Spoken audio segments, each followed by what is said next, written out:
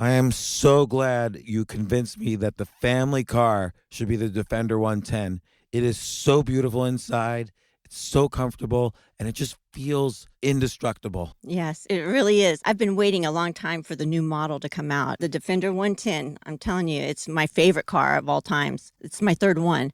You know, I have stories of going off road. The guy managed the group. He was like, "What are you doing in this beautiful car?" I'm like, "I'm going off road." He's like, "Are you sure? Because you can use one of ours." And then they look like Mad Max cars. I'm like, "No, no, no, no, we're going to do this." And he was shocked.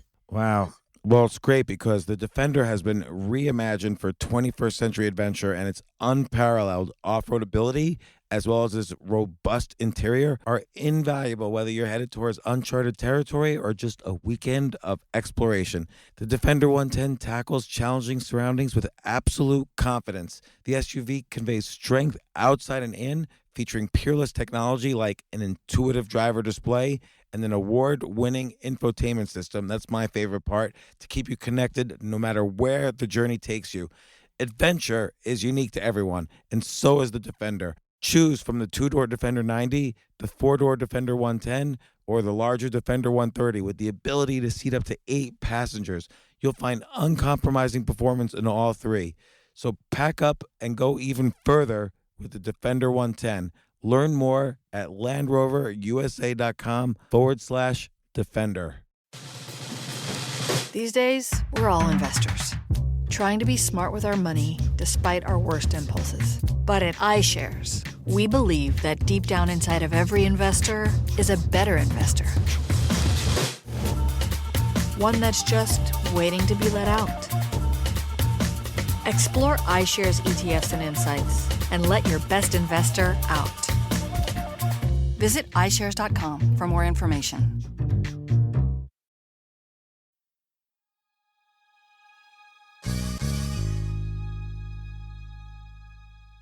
I started reading these amazing stories about Bryan Johnson, 45 years old, but has the heart of a 37-year-old, the lungs of a young adult, in some cases, the organs of a teenager or younger. His biological age, he's basically been in the process of reversing and slowing down the aging process as much as possible. You could Google him, Bryan Johnson, there's tons of stories.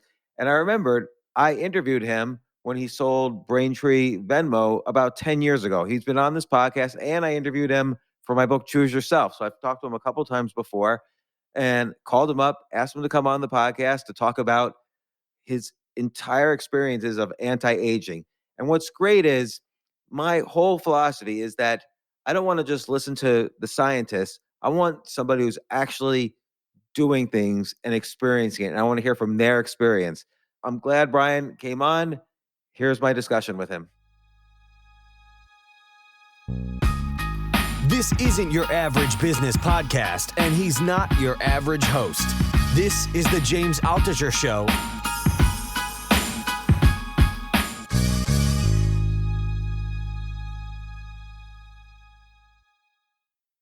So, Bryan, I don't know if you remember, Yeah. I've interviewed you twice before. Once, I think shortly after you sold Braintree, or right around then, and then another time on the podcast here. I do remember you, James. It's great to see you. It was great to see your name show up, and I'm excited to talk to you. Yeah, me too. I mean, I've been following your very exciting adventure and essentially trying to reverse aging. And you have all this metrics and measurement for success. It's like the whole Silicon Valley concept of measure what matters. Like the only way to Mm. truly reduce aging is you've got to measure all these different metrics to determine how you're doing and if your plans are working. So when did you get started in all of this? You look great. You look completely different than the last time I interviewed you. When I show up to social events now, I'm unrecognizable. People introduce themselves. I'm like, of course. Hi, James. Like, wait, what? Yeah, I get that a lot. Just on the looks part, do you think that's a result of kind of just all these habits you're doing? Like it's just changed like working out obviously changes how you look, but sleeping well, eating well, all these supplements, do you think they all contribute? Yeah, I mean, several times throughout this endeavor, Face ID has not been able to recognize my face anymore. So I mean, it's not just humans; it's also technology. But yeah, my body and my face and my mind, everything has transformed almost beyond recognition. And I guess It's almost like a psychedelic experience. I did ketamine as part of a kernel study where I did 68 milligrams of intramuscular ketamine. I wore Kernel Flow, which is the brain imaging device we built, before, during, and after. And when you're in a psychedelic experience, you can't prepare somebody for what they're going to experience. You can use words and say, this is what an altered state of consciousness feels like, and this is what you think about, and this is what how your mind moves around. But nothing you say can actually prepare you for the actual experience. And I would say the same thing is true with Blueprint. If I went back in time and I tried to explain to myself what it would be like to do this program for 2 years and then emerge feeling and being and doing, I don't think I could have really persuaded myself that to a level where I understood what would happen. There's so much to unpack there, and I even want to ask you about the ketamine because I've also tried a similar experience with ketamine. But when did you first think to yourself, "I'm aging and I don't want to"? Because, when you're in your 30s, you still have that feeling of immortality. Like, Mm. there's a lot of evidence if you live a healthy 30s, you could feel a lot better than in your 20s. So it's unclear yet that how you're feeling as a result of aging. So when did you first realize, "Oh, age is happening to me"? I mean, there were two really significant events. The first was in my 20s when I was building Braintree Venmo. I had this problem of self control. So the combination of building a startup, being in a challenging relationship, having three little babies, being depressed out of my mind, and leaving a religion, a religious community. What what It was reli what religious community did you leave? I didn't know that. I was born Mormon, Mm, okay. which is, I mean, anyone who's been in that kind of religion, it's an uprooting of existence. It's not like you're part of a social club and you no longer want to be. It's you have to reconstruct your reality, your community, your family, your friends, yourself. It's an entire redo of self. And so in that process, everything was piled up and it was extraordinarily challenging. I was depressed out of my mind. And every night I would try to the soothe the pain of life by eating. I would all day long, I would do really well, eat well in the morning, in the afternoon, I'd exercise in the morning. I would talk myself up all day long, like the nighttime's coming. I'm not going to do it again. And then 7 o'clock would roll around and I would eat excessively, trying to soothe my pain, trying to get the hit of eating the wrong kinds of foods. Then immediately afterwards, of course, we know what happens. I feel depressed and shameful and I feel guilt and I feel awful about myself and my pants feel too tight and like all the things that we know that happens from that. And I was reflecting on this that I had this capacity, this seemingly endless capacity to commit self-destructive behaviors, that I did these things and I could not control myself from basically accelerating aging, disease, and death. And it was almost like a philosophical quandary. Like, why would I, as an intelligent species, be incapable of stopping myself from this self-destructive behavior? And so one day, playfully, after failing for several years of being able to combat this, I fired my evening self. So I just identified the biochemical state that occupies me from 5 p.m. to 10 p.m. and said, "Evening, Bryan, I know how you behave. It's reliably in a self-destructive way. And you come up with the most clever rationalizations and explanations and persuasions to make me do these things, but you make my life miserable. Morning Bryan, daytime Bryan, in the mirror Bryan, dad Bryan, you make every other version of Bryan awful. You're fired. Mm. You cannot eat food no matter what." And it was the first time I made a positive step in a psychological way to say, I am different versions of me all the time. I'm not just one unified Bryan. I'm hundreds of different types of Bryans. And to give him a name and to identify his thought processes and rationalizations was the first step to say, this self-destructive thing is really kind of a big deal. And I need to get my hands around it. Again, so many things, interesting things to unpack there. One is this concept that, and people don't think this way, but it's really true that you're really a combination of all the different versions of yourself. And this is easily measurable. Like, let's say you're a poker player. If you're a poker player who's going through a divorce, that year you will lose more money than Mhm. poker Bryan, who is not going through a divorce. I'm just making this up. I don't know if you play poker or not, but that's just like one simple way to measure something like that. That different contexts and states of who you are, Mhm. Mhm. your overall performance in life is the average of all these different versions of yourself. But when you say you fired Evening Bryan, what does that mean? It means that I gave him a name. So I identified this version of myself. I made him a persona in my mind, identified when he shows up, what his arguments are, how he persuades me to do things, what a personality type he is. And then when I would confront him and say, "All right, evening, Bryan, you're here. I recognize you. You're here. You're here to persuade me to eat this bag of Doritos and this gallon of ice cream. You're going to tell me that this is somehow a good idea to soothe my pain, and that somehow life is going to be okay if I do this." I've heard that argument before, and I know how I feel if I do that. And so by doing that process of writing this thing down and making it formalized, I basically said, "You are a source of tremendous self destruction. You're done."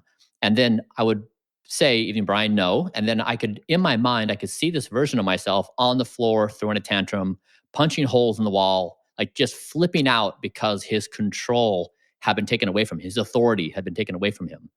And it was a psychological trick that worked. Like before, I'd always try to work on self-discipline, or I'd try to work on commitment, or I'd try to work on like every other tactic to try to do it. Nothing worked. But only by separating myself psychologically could I do this. And the second thing that led to Blueprint was one day I was flying an airplane. I really enjoy aviation. And I was at 9,500 feet, and I was flying the plane with my hands, like a little left, little right, little down, little up, like trying to keep it perfectly in looking at the attitude indicator. And it was a fun game to play to try to keep the plane perfectly steady. And then I flip on autopilot, and it just pegged the attitude, like just absolutely perfectly. It didn't have the deviations that I had of like slight left, slight right, up, down. And it did it because it has all these instruments around the airplane measuring everything at a speed and precision that I'm incapable of. And it made it perfectly straight. And I thought, that's amazing. What would it be possible if I could build an autopilot for Bryan, like my autonomous self? It was those two ideas which kind of brought it together when the creation of Blueprint. And so the Blueprint is basically my autonomous self. I measure all the organs of my body, heart, liver, lungs, and I say, "Hey guys, how are you doing? And what do you need to be your best self?" They report out how they're doing with data. We then match that up with scientific evidence. We create protocols, and that's what happens. So my body, my organs run me. My mind does not, which specifically means I cannot go to a restaurant and order from a menu. I cannot go into the pantry and peruse for food. I don't decide spontaneously to do a pizza party with friends. My organs are entirely in control of what I do. And this is because you've determined statistically that, for instance, when you eat this, this, and this at this time and in this amount, your heart performs better on your measurements. And then when you eat this, this, this, your sleep is better. When you do this, this, this, your brain is better, and so on. And so the way you've measured these things and the statistical consequences of them, that have determined many of your habits that you have now. That's exactly right. I mean, you basically think about it from a technological perspective. We use technological navigation, because it gets us to our destination more efficiently than if we had a paper map in our lap. We use technology when it helps us achieve our objectives in a more efficient way. We use calculators to do math that we couldn't do on paper and pencil. So we choose technological solutions that help us achieve our objectives. And in this case, I've built an algorithm, I've built a process that takes better care of me than I can. And I really need to pause on this point, because it is such a significant thing. If I have been able to do this in a bootstrapped way with a small team, and I've shown that basically it's a better manager of entropy, like it just looking at the law, like basic laws of energy in the universe, it could almost be said that I've proved inevitability. If I've done it once for me in this bootstrap way, it's for sure inevitable for everyone else, because we will adopt it. If it takes better care of us, and it produces more fullness of life, we may kick and scream against that. We may come up with all these really clever arguments why we hate it. We may think it's the worst thing ever, but in time, as we know how these things go, we will all adopt it because it's better than what we're doing right now. It's interesting because look, we know, for instance, about cigarettes that people who smoke a lot, like if you smoke 3 packs a day, on average, you'll live 11 years less than people who don't smoke. What you're saying is almost like an advanced version. Like if I cut out smoking, I'll live 11 years more than average. If I cut out drinking, I'll live 5 years more than average, and on and on. And you've highly specified it to like specific organs as opposed to just general lifespan. But and yet people know this about smoking and they still smoke. Mhm.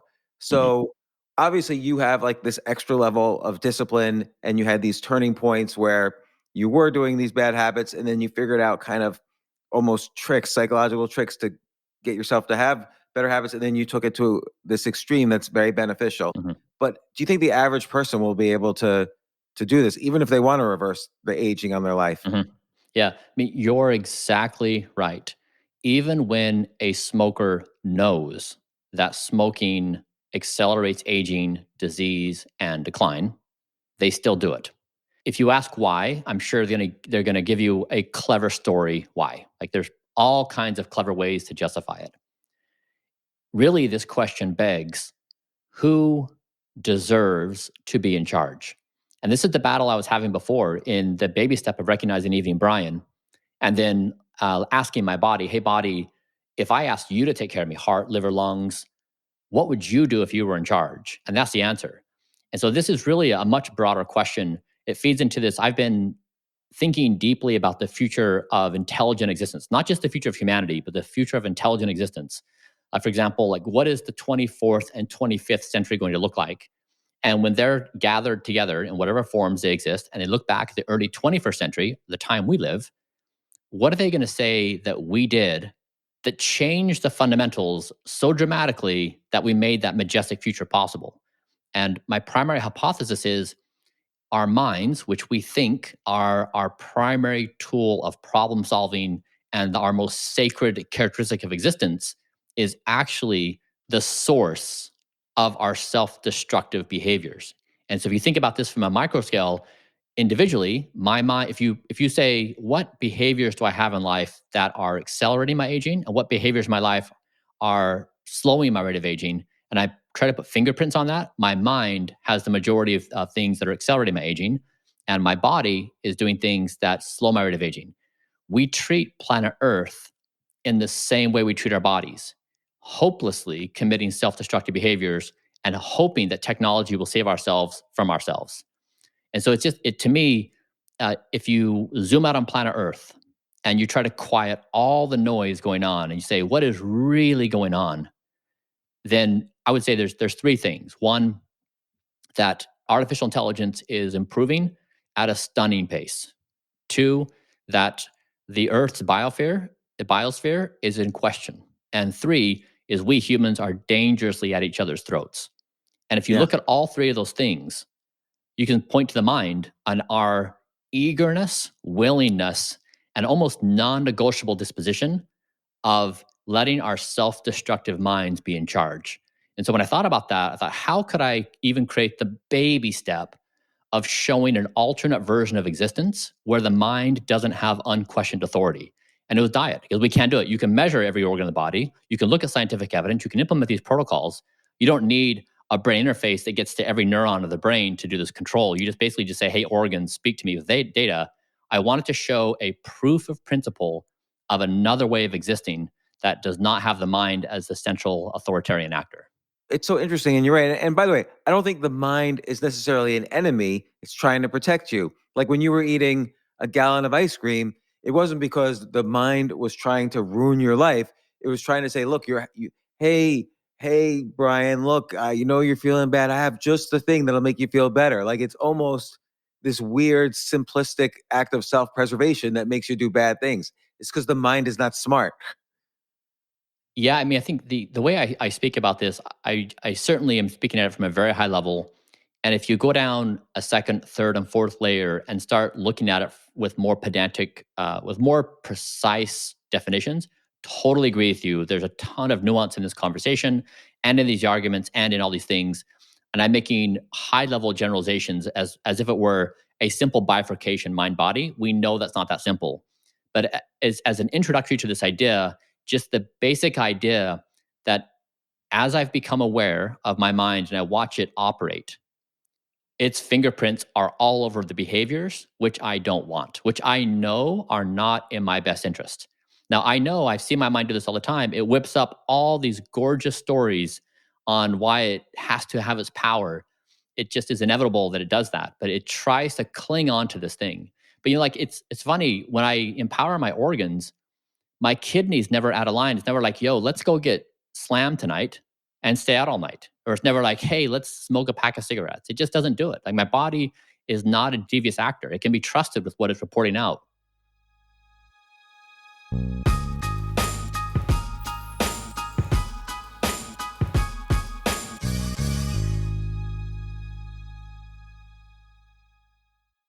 You know what I love about fantasy sports is that even though I'm not going to be a great basketball player or a baseball player or a football player or whatever, I feel like I get to participate and make decisions and use my knowledge of these different leagues or these different sports to compete.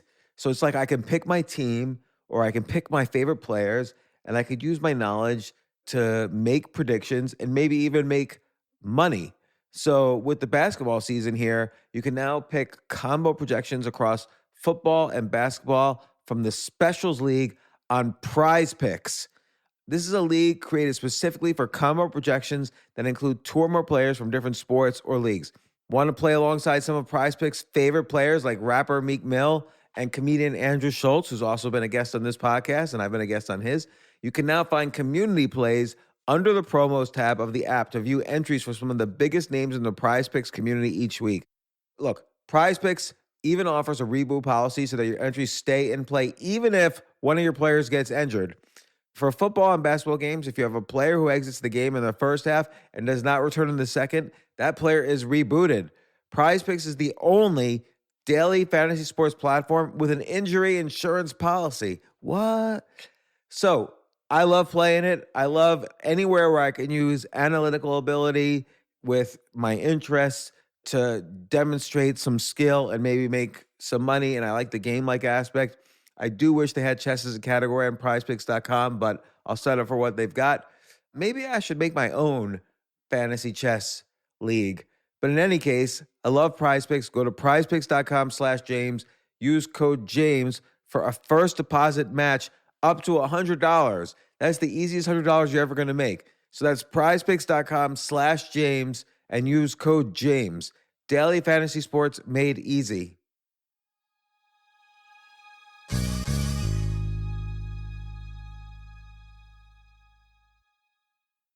The future of learning is definitely online. Like it's such BS that you have to spend $200,000 or take $200,000 in loans and go to some fancy school when it's useless. It doesn't guarantee you a job. Most employers, including me, do not care about degrees or grades or anything like that. We want to care that you love what you're doing, that you know what you're doing, in some cases that you have experience or that you're willing to learn. But people in general love learning and are curious. Like the key to success is curiosity. And I think masterclass.com is the perfect model for online learning. I'm really happy they're sponsoring this episode. If you're going to give a gift, give the gift of learning. Masterclass makes a meaningful gift this season for you and anyone on your list because both of you can learn from the best to become your best, from leadership to effective communication to cooking.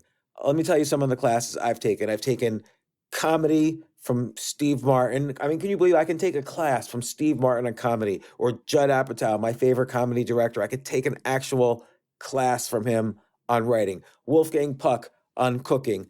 Dan Brown on writing, or Judy Bloom, who's been on this podcast, on writing. By the way, Wolfgang Puck also has been on this podcast. It's such a pleasure. I try to take classes all the time from masterclass.com. And whether you're watching Masterclass on TV or listening in audio mode in the app or on their site, the quality speaks for itself. It's like these Masterclass instructors are your own personal mentors that are going to help you reach the next level. How much would it cost to take one-on-one classes on comedy from Steve Martin or on chess from Gary Kasparov? You just wouldn't be able to do it. But it would cost hundreds of thousands of dollars.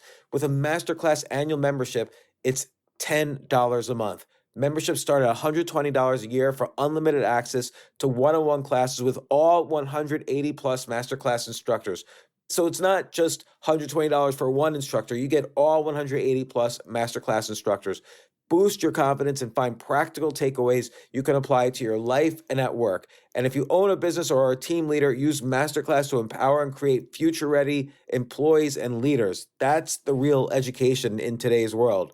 So this holiday season, you can give one annual membership and get one free at masterclass.com/JAS. JAS, of course, stands for the James Altucher Show. So right now you can get two memberships for the price of one at masterclass.com/JAS.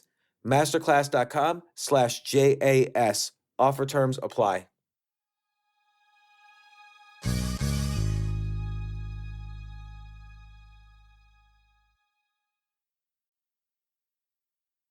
Let's get to the specifics of, like, for many of your organs. So you're in your late 40s, and for many of your organs, statistically, they're like, perform now like somebody who's in their 20s or even Hmm. younger. Like you've had max reversal on some Hmm. organs. What's been the best for you in terms of anti-aging, and what seems to be kind of causing the most problems? Like, and overall right now, there's a way of measuring biological age as opposed to chronological age. Hmm. Hmm. And for listeners of this podcast, we've spoken about this with David Sinclair, who's an expert on anti-aging. But overall, what would you say your biological age is now versus your chronological age?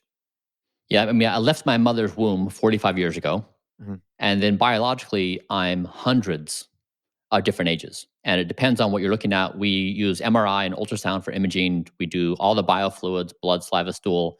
We do fitness tests, DNA methylation pattern, microbiome, eye tests, ear tests. Like we do hundreds of tests. And so to me, the most impressive thing we've done in 2 years' time, we've slowed my speed of aging by the equivalent of 31 years. And a recent test of mine is even better than the data I'm going to share with you right now. So this is old data. It's actually better now. But the old data was my pace of aging is slower than 88% of 18-year-olds Hmm. and slower than the average 10-year-old. So when we look at 10-year-olds, we don't think that they're accumulating aging damage. They are. We just see youthfulness. But humans accumulate aging damage throughout their entire life. And in my case, my body is accumulate aging damage slower than the average 10-year-old. And so, yes, I've reversed my epigenetic age by 5.1 years. Yes, I've got 50 perfect biomarkers. Yes, my body runs 3 degrees Fahrenheit cooler. And yes, I have 100 biological age markers, less than my chronological age. But to me, that speed of aging is really the most significant thing because you think about it, it's almost like the new wealth creation. The longer you're well and healthy, the longer you can be engaged in productive activities. And if you're slowing, you just have a prolonged career and you're more productive in what you're doing. So, in order to determine the pace of age-related destruction, and I'm gonna ask a naive question. Is this related to, like, for instance, so-called telomeres, which cause cellular death, and like the rate at which you're losing telomeres or whatever it is? Is Mhm. that how you measure the pace of age destruction? Yeah, it's using DNA methylation, and it's based upon a multi-decade long study out of New Zealand, one of the longest running studies with the highest retention rates, and it correlates with life intervention. So it's responsive to caloric restriction, it's responsive to dietary changes, and you can get a person can get a blood draw and then look at the cholesterol and triglycerides and a bunch of other markers. There are calculators to say if you combine these 15 things, what's your age? So there's a number of ways to look at this age. This pace of aging one is really interesting because it is so responsive, and we've been doing it over a certain duration of time.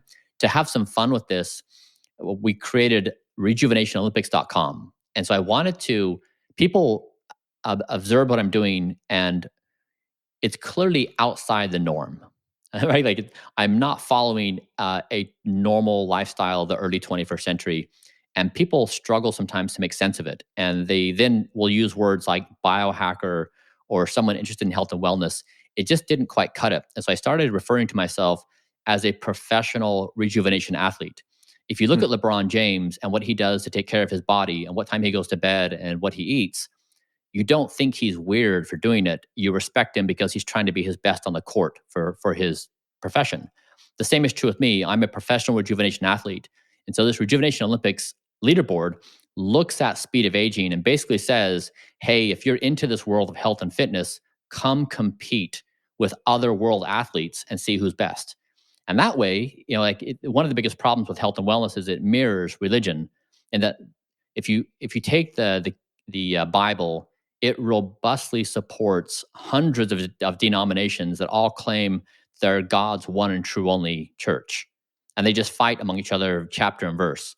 Health and wellness is the same thing. People are fighting chapter and verse over health and wellness, and I wanted to say, which leaves most people confused. They'll say, "How do you even know what's right?" Because everyone's so confused. I wanted to punch through the noise and say, let's compete with data. No more human opinions allowed, just data. And that's what the Olympics is really invited to do. And when you have a stable marker like speed of aging, you can punch through the noise and say, all right, where's this person at? What's the one number that represents their overall health and wellness? And so it really has helped create some clarity for people who have been confused. Do I do this or that? And choose your guru based upon data now. Wow, I wanna compete in these Olympics. So, but Yeah, great. but before we get into like specific techniques, I'm just curious, just like what have you noticed personally that has most changed in your life, either mentally or physically or emotionally or whatever, that you've noticed since beginning on this journey? To me, the most interesting evidence is I've been fairly public over the past maybe 15 years in speaking publicly about various things, whether it was when I was building Braintree Venmo or whether it was when I was building OS Fund or Kernel or whatever the case may be. And I say, if you try to quantify the quality of my ideas, the quality of my output of my mind, I would say, I hope this is true, the quality of my ideas has significantly improved in the duration of time when I've been rigorously engaged in this. And I'd say that, so I just say that like the evidence maybe speaks for itself. And I think others would probably have to make that observation, not me. But that's the thing that really is most interesting to me is less my opinion and more the evidence of the output of my mind. See, this is a really interesting thing because first off, another person might say, well, I could run 5 miles instead of 1 mile, or I could do 1,000 push-ups now instead of getting tired after 10 push-ups, or whatever, or my metabolism is such so that I could eat a whole pizza and not gain any Mm, weight. Like, so there's various ways people in their minds judge aging. But I think it's very interesting when you say the quality of your ideas, because one thing that's potentially positive about aging is you get more experience, and the brain grows with that experience, and you have a better ability to, mhm, as opposed to like, let's say, calculating complicated math equations when mhm, when you're young. When you're older, you have better pattern recognition, you learn from experience more, you have a greater sense of wisdom, if you're pursuing these things. And so it could be that aging is helping the quality of your ideas. Like what do you think mhm. part of the aging process helped the quality of the ideas? Yeah, I mean, to your point, I've seen several studies that have analyzed Nobel laureates in the various fields, mathematics and science and physics, and they plot out the age of the person when they made their contributing work. And so they show that there are patterns of peak performance. And I'm going from memory here, this could be wrong, but I think mathematics was something like late 20s. Yeah. And so some fields require a bit more germination, a bit more maturity to emerge. Other fields value the minds that are untainted from the previous generation who are able to deviate from the norms. When I have nothing to think about, when I'm not obligated to think about anything in life, where does my mind naturally go? The future of intelligent existence. It's just the default place I land every single time. I love to think about it. I'm obsessed with the concept. And so as I thought about that and I tried to generate ideas around it, like what it is, what I can do about it, how I can articulate it, what we can do together. In the past 2 years, I'd say the highest value ideas I've ever had have emerged about that. And to me, these are extremely tricky things because you're trying to model out decades and centuries. You're trying to poke at the obvious things that exist right now that are impeding our progress, which we're oblivious to. And you can see this if you read biographies or history, you can look back at a certain century and say, oh my God, like, of course that's obvious. And of course that's inevitable. But when the person discovered it, no one else could see it. The frame that I love about this is talent hits the target no one else can. Genius hits the target no one else can see. And this is what I feel about my body taking care of me. This is the genius move that's right in front of us. If my mind leads me down this path of accelerated aging destruction, if it basically is unstoppable, if I'm helpless to overpower my mind, it's just going to do it. The solution to me is to acknowledge that and remove it from power and find an alternative source of power and management that does act in my best interest, my bodily systems. And if we say the same problem applies to planet Earth, that like, hey, this is a pretty serious situation we're in, and we're looking at the same situation. We're helplessly self-destructive and destroying the biosphere of our planet, jeopardizing all the future of our existence. Where's the problem source? Instead of pointing at the UN or polluters, like point at self. That like we individually are the cause of this thing, in that our behaviors are helplessly self-destructive. So to me, it's trying to pierce through all the noise and the fog and find the clearest possible thought. Now, I could be wrong, but to me, this feels directionally correct. It's interesting because it seems like that's the one that's the hardest to say is the result of anti-aging. Because again, like you mentioned, there's different, like mathematicians in their early 20s hit peak performance, but historians in their 70s hit their peak performance. And so some types of knowledge and some types of wisdom gain from aging. And whether you're calculating, what the world's going to look like hundreds of years from now, it's unclear which side of that it falls on. Does it fall on the calculation side or the wisdom side?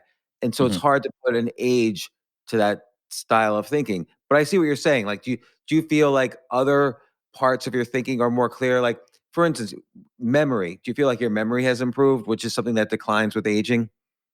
This question requires self reflection. And I know in this moment, I'm inclined to confabulate Hmm. and make up stories that make me sound great. So I want to walk through this gauntlet of my mind, because my mind is telling me all this stuff to say. I don't believe most of what it has to say. It has a bias in self reporting to you. Yeah, I think I would probably need to look at external evidence that is independent of my opinion. And that's why I guess I point at my ideas of independently, however assess my conscious experience, what is the quality of my output in life? And what are the potential clarity of my ideas? And I mean, to me, so I call this zeroth principle thinking. And to me, this is my favorite concept I've ever come up with. For years, I was struggling to think about the future of existence, because I would use my own imagination or my own creativity to reach out and say, like, how do I structure my thoughts? And every time I could just tangibly feel my limitations. I could feel my brain constraining me. I could feel my limitation of intelligence. I just can't reach beyond what I know. And before I was going to bed one night, I said to myself, "Hey, brain, could you please help me come up with a concept, a framework that allows me to extend beyond myself?" And that night, I came up with zeroth principle thinking. And the idea is, so first principle thinking is you identify everything you can know in a certain duration of time. So talent is first principle thinking. It's hitting the target no one else can. Zeroth principle thinking is identifying the target no one else can see. And so Einstein's special theory of relativity is a zeroth principle insight. Space and time have always been relative. We just didn't know it. Hmm. In Newtonian physics, it wasn't considered. And then he introduced that and it changed it. Another example is when AlphaGo beat Lee Sedol in Go, like the 19-time reigning world champion. AlphaGo played moves in Go that Go experts said appeared as if they came from another dimension. It introduced levels of genius that could have always been played by humans. For thousands of years in this game, they just never did it.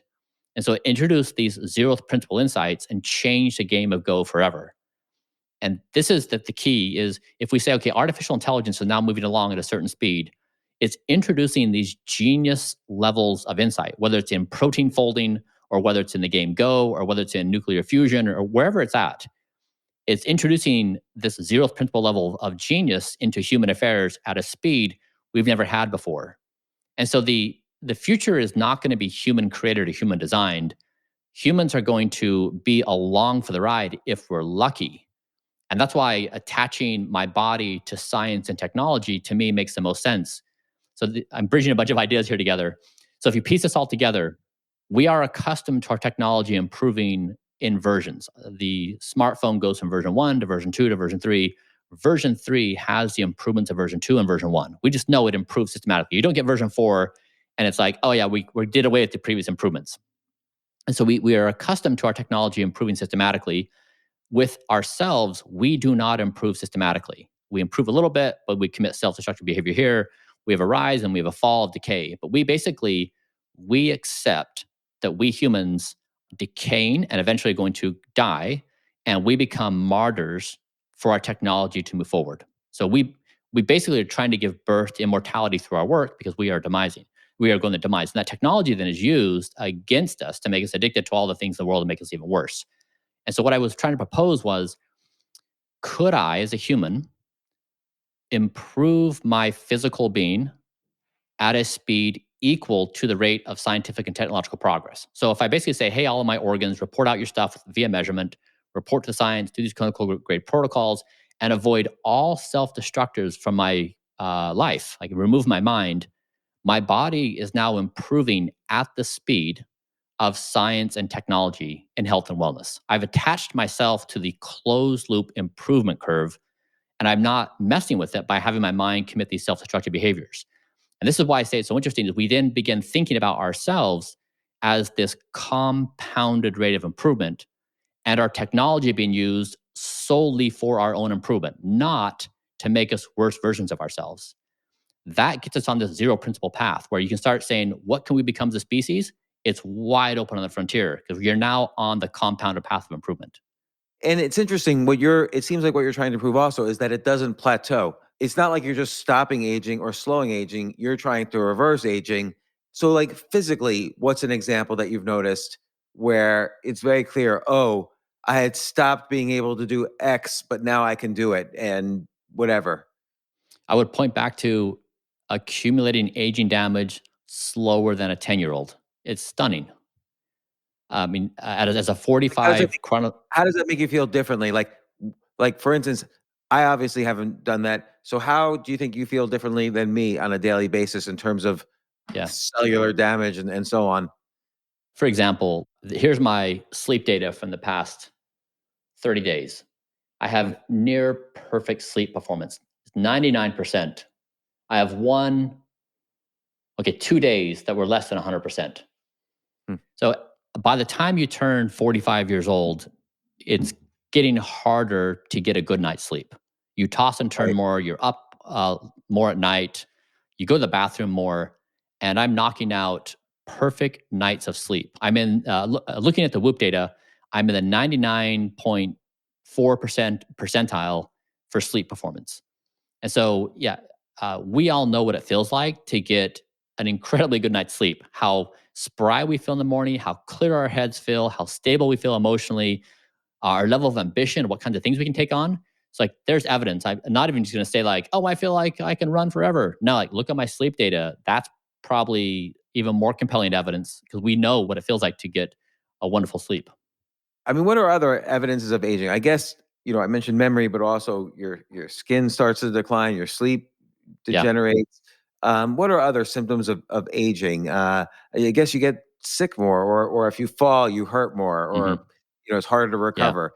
Yeah, I'll give you like a few subjective things. And I guess I was avoiding your question a little bit because I don't put a whole lot of weight on these because they're like anecdotal reports and I really want hardcore data at all Mhm. times to speak. I just don't like human opinion, but whatever. Okay, I'll offer a few of my life experiences. So I have 3 kids, 2 boys, 19 and 17, and my daughter's 13. With my boys, I can do anything they want to do. If we want to race on a mountain trail, we race. We want to play basketball for 3 hours, we play basketball for 3 hours. I can compete and or beat them at almost everything we do athletically, which is remarkable. I never thought that would be the case when my boys were 19 and 17 years old. I have zero aches and pains in my body. Nothing hurts. Trying to think of other stuff.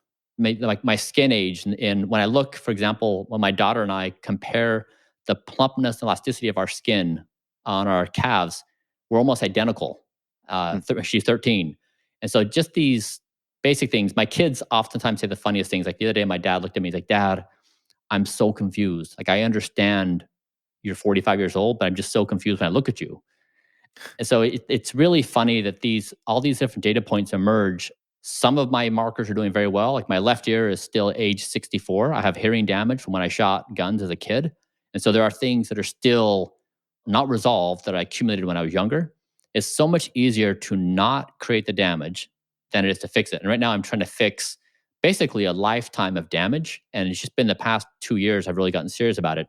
But boy, I wish that I would have had the wisdom and or received the advice to not engage in that self-destructive behavior in the first place.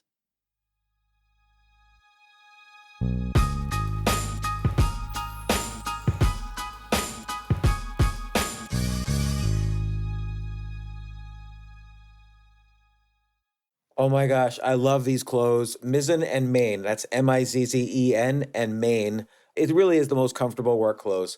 Travel clothes. I had to travel this whole week. I'm traveling for a week and a half, and I just took Mizzen and Main clothes with me. Close out 2023 in style with comfortable, breathable, packable, and machine washable pieces from Mizzen and Main. As you wrap up your year end goals, enjoy a Mizzen and Main dress shirt that you can wear confidently. I like that they've very, very just nice, solid colors. I don't really like to get all fancy in patterns and everything, although they do have some pattern shirts, but very comfortable clothes, stretchable pants. It's just super comfortable, but they look professional and you can wear them casually or professionally. I like some of their flannel shirts or untuck shirts. I love untuck. I never tuck in. So again, whether you're shopping for a special someone or giving yourself the gift you really want, I just buy myself gifts. Mizzen and Main is the perfect gift for any guy who works, travels, and or cares about looking and feeling great. As you could tell by my many photos across the internet, I care about looking fantastic. I'm practically a model. And let's be honest, every guy loves to look great. So again, shop now at mizzenandmain.com and save 20% when you spend $130 or more using promo code James. That's promo code James at Mizzen and Main, Mizzen and Main.com.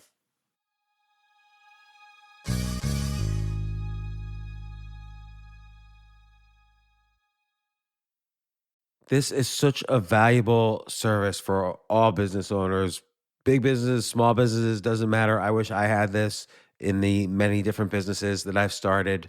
Sometimes it seems like your business is humming, but then suddenly you don't understand it. You're starting to fall behind. You're not understanding where your costs are, where your revenues are, where your payments are.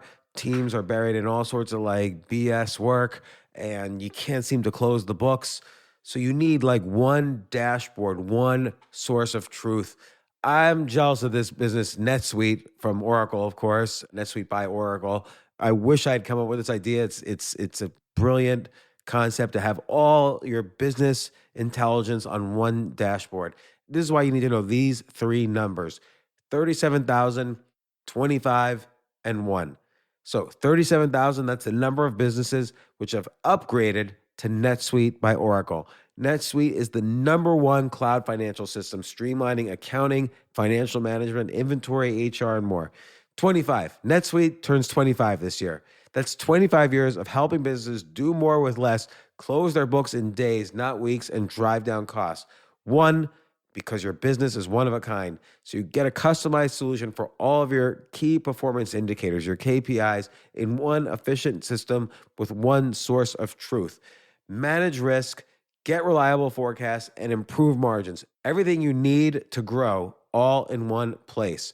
So right now, download NetSuite's popular KPI checklist designed to give you consistently excellent performance absolutely free at netsuite.com/James. That's netsuite.com/James to get your own KPI checklist. netsuite.com/James.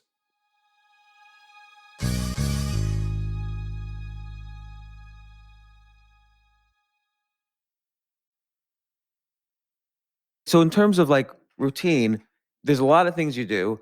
And I guess One is like, I mean, you have this all listed on your website at the blueprint, but just for people listening and for me, what are kind of like the basics of what you do? And then kind of related to that is, Mhm, how do you know there isn't one thing that is doing mhm. 99% of the work and everything else is just Yeah. additional? Like, did you separate out each thing somehow for testing, or there's prior studies and so on? Blueprint is so much easier to implement than people think. When you look at the website, it's a lot, it's overwhelming. I totally appreciate that. If you break it down, however, into the power laws, which you're talking about, it's so much more approachable. So, number one, get good sleep and get it consistently. Like that's your number one objective in life. And so in my family, we treat sleep like a lighthouse. You cannot negotiate with a lighthouse. It's land. If you try to overpower it, you're going to run your ship into the rocks and you're going to sink. So there's never a legitimate excuse for work or for play or watching a movie or whatever the case may be that deviates from your bedtime. When our bedtime arrives in the family, all lights shut off, everyone runs to their bedroom, and we do it. And we do it because we have a commitment to each other that we acknowledge when we are around each other, we become like each other. And nobody likes to be around somebody who's grumpy or snippy or, a downer. And we are our best selves when we get good sleep. So one, make sure you get sleep as your number one priority. The number two, eat less and eat fewer things that are bad for you. If you can just get those two basic things down, you're going in a very strong direction. But what a lot of people do when they see Blueprint is they'll say, okay, what do you think about NR versus NMN? And they want to get in this super technical I was debate going to of ask these you that two question different also. of these super technical questions about these different molecules. Meanwhile, and a lot of people jokingly say, and I'm asking you this question, it's 3 a.m. and I've got a bag of Doritos in my hand. And so people genuinely want to do positive things themselves. I know this, I did too. Meanwhile, they don't have the basics right. And so it's more important to get your basics right, tackle the hard problems. Debating NR versus NMN is the easier thing. Swallowing a pill is an easy thing, but they are not powerful enough to get you in the power laws. You need sleep and diet. And the other things are just tacked on top of it. But if you don't have the basics right, you're not going to do much. So there's a couple things you said too about sleep and diet that are very interesting. So first off, sleep. Again, keeping it simple, what's the 80-20 rule here? What's the 20% I can do to get 80% of the value of better sleep? Because I Mhm. agree. I in the past 10 years, the quality of my sleep has gone straight down and it does Yeah. affect my life. Yes. Dramatically. Bad sleep ruins life. I mean, we all know this. The difference between hope and despair is a good night's sleep. Hmm. Like it just cannot be overstated. So I'd say a few simple things. One, go to bed at the same time every night. And your circadian rhythm is unique to you. So whether it's early or late, whatever you do, just find your bedtime and do it every single night. I black out my room so there's no light in there. Three is I am fortunate in that I don't share a room with a partner. I sleep by myself. So I don't have the interruptions of another person's sleep routines. So I'm able to isolate the parameters. And then four is I avoid alcohol. I basically don't drink any alcohol ever because it just has a terrible effect on my sleep, no matter what time I drink it. And then fifth is the timing in which you eat your last meal of the day and how much you eat, I found dramatically affects my sleep. So again, choose your time of sleep and be consistent every day. If you can, black out your room.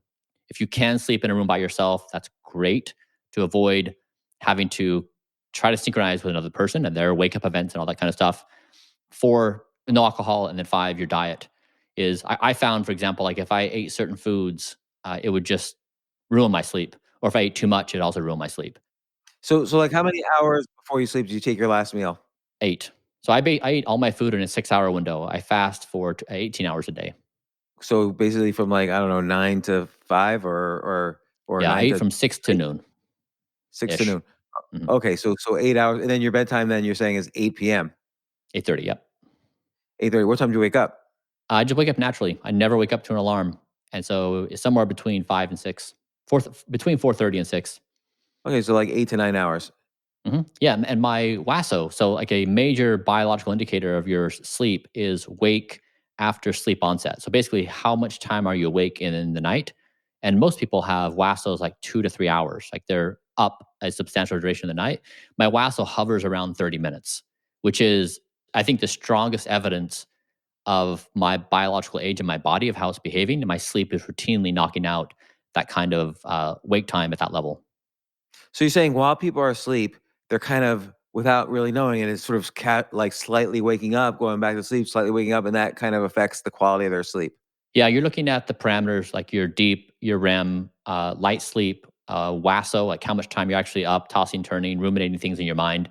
These are all, you can all look at the statistics of biological age according to the data. So you can look in the same way you distinguished before between chronological age and biological age. You can look at an organ and say, this is a heart of a 20-year-old or a 10-year-old or a 50-year-old or 90-year-old. You can also say, this is the sleep characteristics of a 10-year-old, a 20-year-old, a 50-year-old. They all have these biological age markers where you can say, this data resembles somebody of this age. Hmm. And so, what about screen time? You didn't mention screen time at all. Yeah, I mean, I don't have any games on my phone. There's absolutely zero fun on my phone. I I hate being on my phone because it makes me feel awful. So I just don't. I'm not really tempted towards it. You know, James, what I'd say that you were asking me before, like what my life is like. I would say I have a level of steadiness of life I never thought possible. It was always, I guess, I suppose I accepted as an entrepreneur that my life was a roller coaster, big highs, big lows, and it was just huge swings. And then on top of that, my own emotional states were huge swings. But I kind of thought that was just a game as an entrepreneur. But I think that's really just part of life. And right now, my life has become stable. I don't have these roller coaster rides of emotion, which means I don't feel a need to chase dopamine hits. I don't try to find arousal things. I'm just okay with the steadiness of my life. Whereas before, I was constantly hunting for my next hit, whether it was food or binge watching or being on social media or endlessly scrolling, like all the things we do to try to deal with the discomfort of our conscious minds. I just don't have it. In terms of diet, I was seeing on Blueprint that you eat specifically 1,977 calories a day, and you kind of lay it out. Why that number? And by the way, I think the average person eats about 2,800 calories a day. Yeah, I'm doing a caloric restriction diet, and it has some compelling evidence that it slows the rate of one's aging, which I guess my data is confirming. And so my recommended daily allowance is around 2,500 calories a day. So I'm roughly 20% lower than the recommended daily allowance. I also work out an hour a day. And so it's been an interesting experiment. If you just simply say, okay, we're going to measure the body, we're going to let it report out the data, we're going to look at all the scientific evidence, and then just create a protocol. And we're going to say, can the body thrive with 2,000 calories a day of this food, 111 pills, and this sleep routine? Like, just let it run, just go. Like, don't fiddle with the mind, like, just let it go. And we let the system run. And so it's kind of counterintuitive. Previously to me doing this, I think there was a lot of opinions that you can't do caloric restriction long term. You can't be vegan. You can't do caloric restriction and vegan and exercise an hour a day and do this. Like, those things basically don't go together. You're going to produce a negative outcome. And what the data has shown is all my data shows is pointing in the right direction of slowed aging, perfect biomarkers, et cetera, et cetera. And so it just is really an experiment to just say, if you can have perfect control over a body and just run according to an experiment, that's what we're doing. And the data is reporting out. And so it's pretty interesting that we're at this part. I mean, like my body hovers around roughly 5% body fat. And I'm pretty I have quite a bit of muscle. I'm very athletic. I on all the fitness test scores, I perform very well. Oftentimes competitive with 18-year-olds. So, in terms of like the caloric restriction, do you ever feel like, oh, I have a big day ahead. I better get enough, I don't know, Right. glycogen in or Yeah. whatever it is to have the energy. I need so many calories of this per day to have the energy to function. Do you ever get like tired from the caloric restriction? Yeah. I mean, I agree. That is a reasonable thought. And the answer is no, we don't do it. It's the same caloric input every single day, no matter what. And I suppose it does matter the quality of the food, like in terms of like, whether it's Yeah. Doritos or organic or Yeah. whatever. When you list on the blueprint, like the foods you eat and so on, and then there's the supplements. You said 111 pills. What percentage of the age reversal do you think is due to the pills versus Yeah. diet and sleep? Yeah, it's 2,000 calories and 111 pills, and that's the output of having run this closed loop process for 2 years. We've done like 6 or 7 cycles now where a whole body measurement of all these different modalities reports out the data, and then we correct for the input. So the 2,000 calorie budget every day, every single calorie has had to fight for its life to exist. Nothing exists in there which is superfluous. It has a specific target and a thing we can measure specifically for that thing. And so it's that precise. And then 111 supplements is to compensate for the caloric restriction, because when you're in that caloric restricted diet, you need to get certain things as part of your body to be properly functioning. And two is to compensate for that I'm vegan. So I need to have certain sources of nutrients. And then the other stuff is just the supplements added to slow my speed of aging. So there are things that are contributing to the overall wellness of my body. The expectation is not that people are going to do the entirety of Blueprint. It's a lot to do the measurement. But the easy translatability of people that I'm doing is just get great sleep. Here are the recipes of the foods to eat on a daily basis that are very good for you. And if you want to do a few supplements, okay. But I'm really trying to ask the question in the early 21st century, if their body were to be a perfect experimental environment, and you were able to put the very best science into a person and they were to be perfectly disciplined to execute it, that's what I'm trying to prove out. And that thing give people a reference point. The amazing things about humans is once one human shows something's possible, every human can do it. Like we've seen this with over and over again, the 4-minute mile. Like once somebody shows it's done, all of a Sure. sudden hundreds and thousands of people can do it.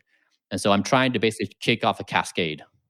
I mean, I like this idea of looking at it almost as like an athletic event because it gives it purpose and meaning that might Mhm. not exist otherwise.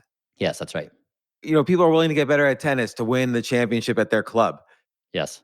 Otherwise, they view it as maybe a waste of time, but they have like some meaning to it, and then it makes it more meaningful. Now, everybody would like to reverse aging and take a pill and have it happen magically, but it doesn't really work that Yeah. way. But where do you see like? What do you look like and feel like 20 years from now? Like, where Yeah. does this plateau and reverse at some point, Yeah. or just slow? I mean, so but to your previous question quickly, this week I was provocative on social media in that I said Blueprint is the best wellness protocol ever put together in history.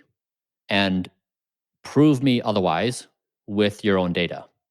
I say this not to try to be number one. I say this because if somebody were to beat me, it would be the best possible outcome I could imagine. Hmm.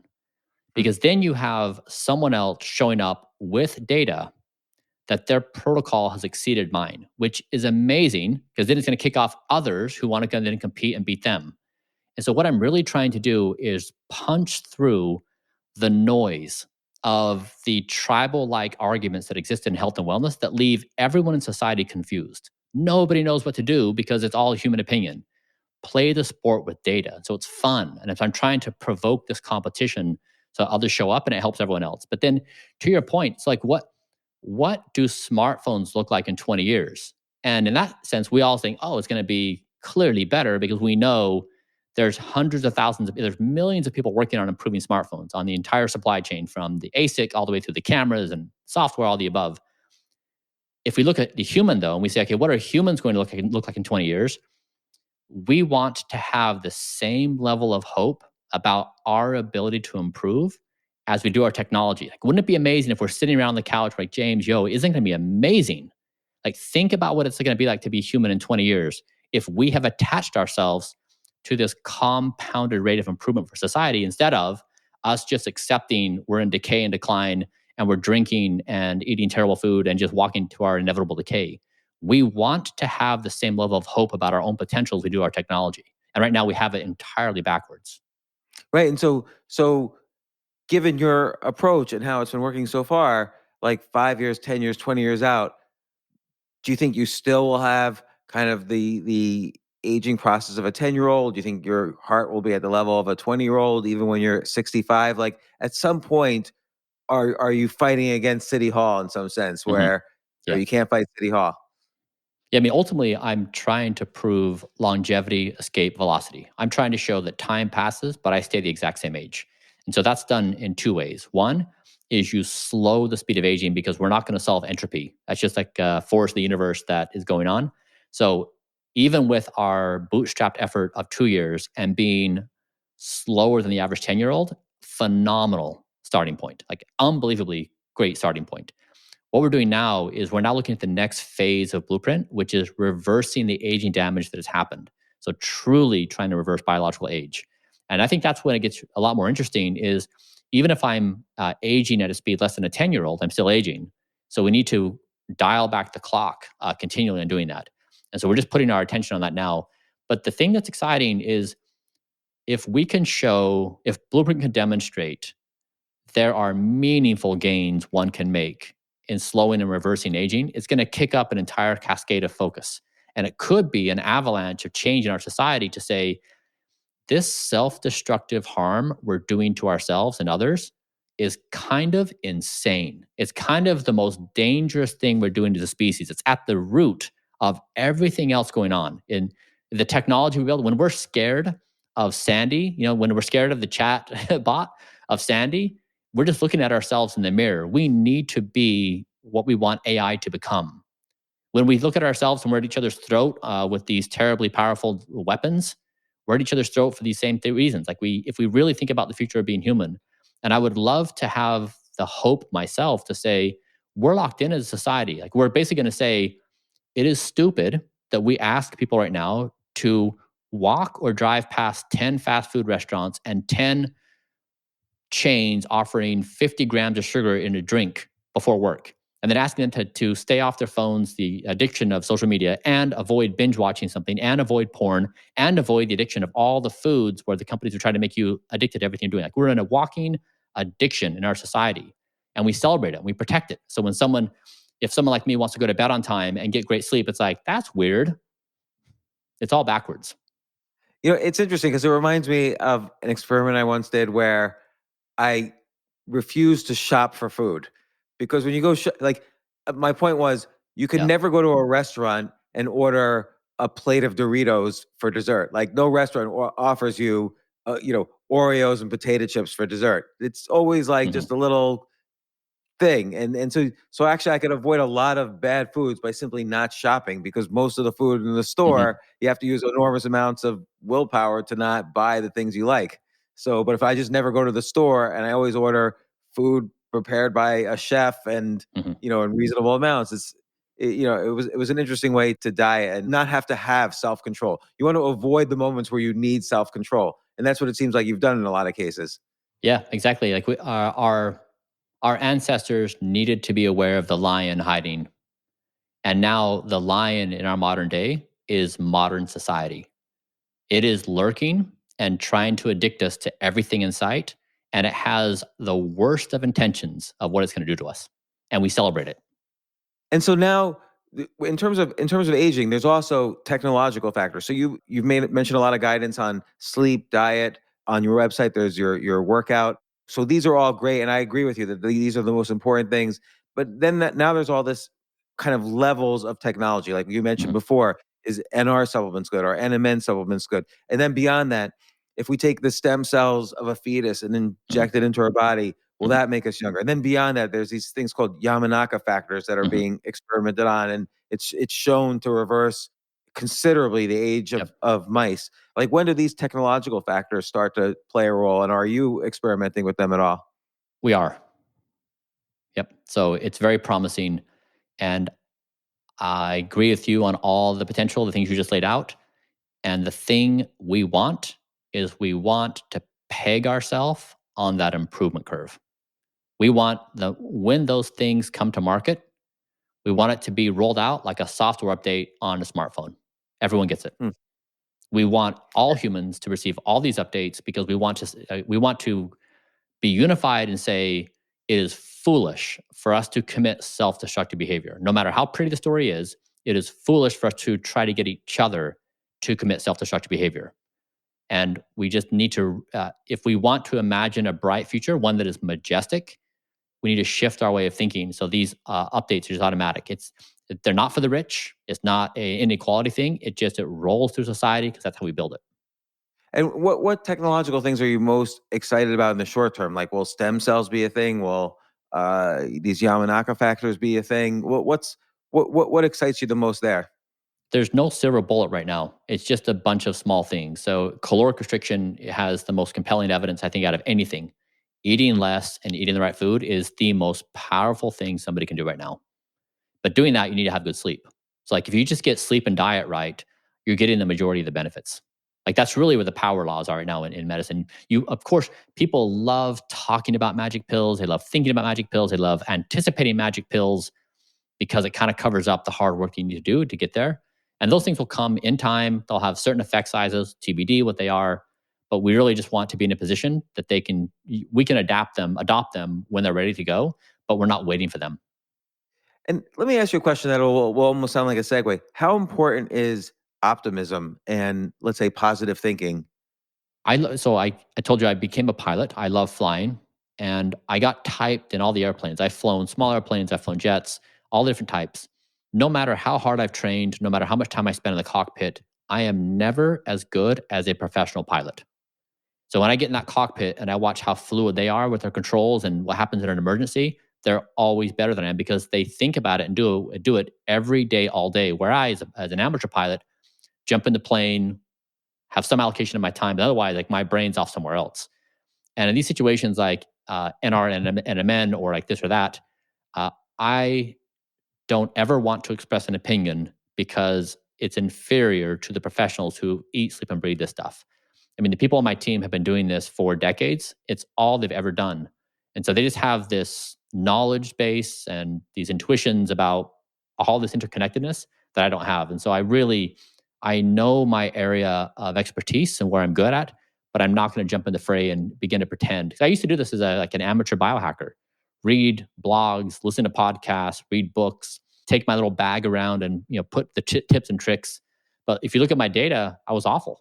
Like I maybe did something, but like not great. So it's really been a work of a professional team. And I've spent millions of dollars doing this. I've made it all free for everyone else. I basically said, like, look, if you're trying to do well in life, don't worry about going out and learning this stuff on your own. Just do what I've done. Like, here's all my data. Like, you've got a very clean path. So currently, no one in the world is as good as Blueprint. Now, if Hmm. someone is better, great. They have two options, but there's a very clean path right now if you want to start doing something. Yeah, and let's say you were going to try to learn something new that, let's say, normally it would take a young person to learn. So, for instance, playing the piano, you have a certain type of muscle memory when you're young. You have less capable muscle memory when you're older. So it's harder to learn how to play the piano when you're older. Do you think that is the sort of thing that is already reversing with you, or could be reversed in terms of being able to learn at an older age? I mean, there's a lot of evidence that neuroplasticity continues Mhm, into mhm. older ages, but the reality is you kind of lose more than you gain in the process of aging in the brain. Yeah, I mean, I see this in my muscle. I struggle to be sore from anything, no matter my physical exertion. I just don't get sore. And I've had a lot of people tell me that too. Once they started the Blueprint protocol, they just don't get sore ever. Now, I'm sure some people with certain exertion would find it, but that's like one effect you're saying is so with my muscle and my recovery, it just seems like my body just is endlessly capable of doing whatever I want. And I'm not doing extreme things. I'm not running marathons. I'm not doing extreme athletics. So I haven't really pushed the boundaries, but still, like, if you're trying to say what is generally going on, what can I be aware of? So is my brain doing something similar? Potentially in terms of my cognition, my memory, my ability to learn, certainly possible. I mean, I know that from my brain scans, my brain has dramatically reversed in age. And what does it show? What does the brain scan show? Does it show that there's more electrical activity happening than was happening, let's say, a month earlier, because it's trending in a good direction? Like, what does it actually show? Yeah, one of the major findings we had is there's just I knew from my experience in health and wellness, I was invested in this company that was doing a bunch of whole body imaging for people, and it was a very common story where somebody would walk in and be confident with their physical, and then they would the whole body imaging, and they'd do it, and they'd find a tumor or some life threatening thing, this time bomb, and the person would say like, I can't believe it. I live a really clean life. I just have my annual with my doctor, and then they would get it addressed and be okay. but they just hadn't been subjected to this robustness of measurement that happens at this clinic. And so I knew that when I started Blueprint, I was going to find a ticking time bomb that was going to be unnerving. I just didn't know when. And we found one. We found internal jugular vein stenosis, which means these two little pipes on the side of the neck, which have blood flow from the brain coming out, were stenosed, were blocked. And two reasons why. One is I have congenitally small veins, so genetically they're very small. And then two, my poor posture. So I had my neck out, it was impinging the vein further, which limited the blood flow. And this was causing white matter hyperintensities in my brain. So white matter hyperintensities are like scarring for the brain. You see it in MS patients, and then as age, they accumulate with age. And so once I corrected for my posture and started Blueprint, my white matter hyperintensities from an age biomarker reversed 22 years. So, so it's interesting. So, have you ever seen Dan Buettner's book, The Blue Zones, about areas of the world where people live, unusually long lives with high quality of life? It's like I'm 7 familiar different with it, blue yes. zones. And one of the conclusions he comes up with is that very important for living longer and even keeping the brain healthy is social interaction. So Mhm. like friendships, for instance, and Mhm. having high quality social interactions. Have you found that also in your journey on this? I have. Yeah. I mean, so one of the most common reactions to Blueprint is people, I'll say this, uh, almost all the intuitions somebody has about Blueprint are wrong. And so let me give you a few that people say. One is they say they go through a list of I could never do that because, and then they go through their loss list, which means I can't drink late at night with my friends. I can't have that bagel every Saturday morning when I go to blank blank. Like they go through all their special little vices that they love. And what they're saying in that is they're saying it's going to be impossible for me as a human to change my life in any way where I'm not equally, if not happier, which we know is entirely false, right? Whatever we are today, we can adjust, we adjust to a new norm, and we may be equally happy, if not more happy. So people are just trying to say, I can't change, which is not true. They can. And then they go through other lists of all the reasons why they assume I'm miserable. They assume I have no life. They assume I have no fun. So they basically are projecting onto me all the reasons why it's impossible for them to change. And they almost want the worst for me because that means if they could find evidence that's bad for me, they don't need to change. But it's not true. So I'm having more fun than I've ever had, more rewarding fun than I've ever had. My consciousness is more expansive than it's ever been. I have deeper friendships than I've ever had because it's based upon this shared value of doing things that are productive for us versus destructive. So to me, it's just interesting that the knee jerk reactions typically have it entirely backwards. It's also interesting, and I really am going to try. I'm going to try Blueprint. And do you want to just tell the URL to everyone what it is, where they can go, how they can do it? Yeah, blueprint.brianjohnson.co. It's all there. And you should have a company that makes the meals and sends them out to everyone. Make like a week worth of meals so that people can subscribe, so they don't have to think about it. Yeah, I know. It's an issue. When Blueprint gained global notoriety, all the suppliers we had emailed me like, "What's going on? Like we're sold out for 6 months." It was a huge land grab for everything. So yeah, I'm trying to look into that to see if there's a fix for it because I mean, putting Blueprint together is hard. It takes a lot of effort. The number of people that actually are going to do it is small. If we can make it dead simple, it would be a helpful thing for people. So yeah, I'm looking into it. I know that it's a big lift. But like the thing is, you don't have to do all of it. If you just get these basics right, it's a really positive step in the right direction. Just get sleep right. And if you get sleep right, just start, like the other thing is just try to identify your evening Brian. And you know who that person is. Like they're a version of you that shows up at a predictable time and they somehow persuade you to engage in self-destructive behaviors that you don't like. If you could really have a choice, you wouldn't do it. I mean, willpower goes down throughout the day, right? That's why we sleep, is we wake up with as much willpower as we're going to have for the rest of the day, and then for the rest of the day it declines.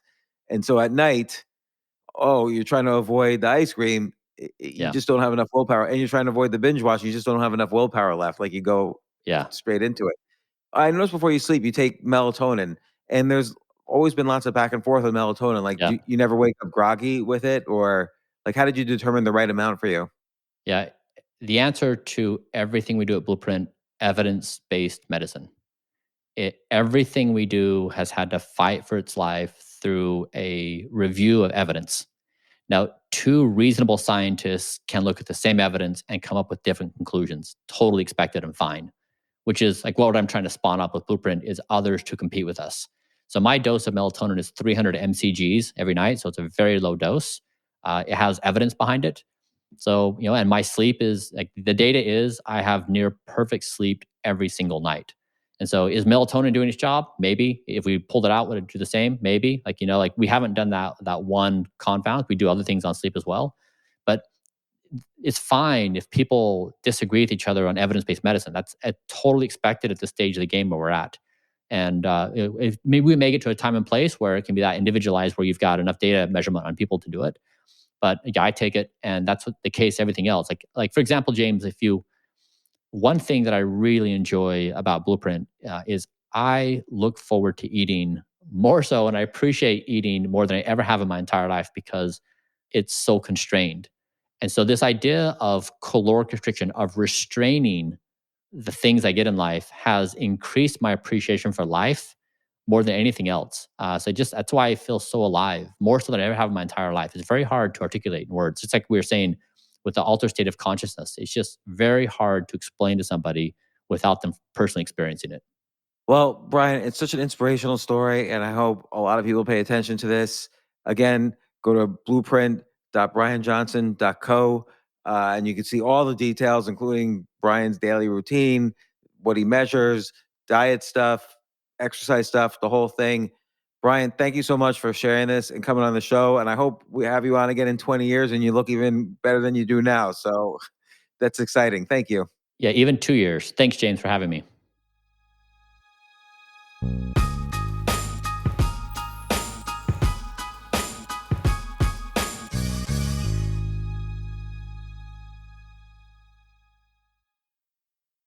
Diving deep into your passions has never been easier. Thanks to Amazon Prime. You get all-in-one access to the things you need, so you can get more out of the things you love. With a range of services including Prime Video, Amazon Music, and Prime Fast free shipping.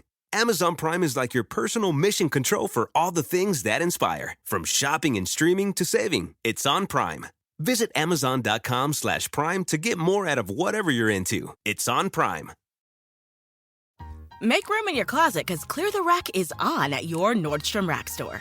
For a limited time, find incredible deals on wear now styles. We're talking the latest trends from your favorite brands, now on sale for even less at Nordstrom Rack. Take an extra 25% off red tag clearance throughout the store, including styles from Vince Camuto, Mark Fisher Ltd, Stuart Weitzman, and more. All sales final. The best stuff goes fast, so shop this sale at Nordstrom Rack today. Please see nordstromrack.com or ask a store associate for details.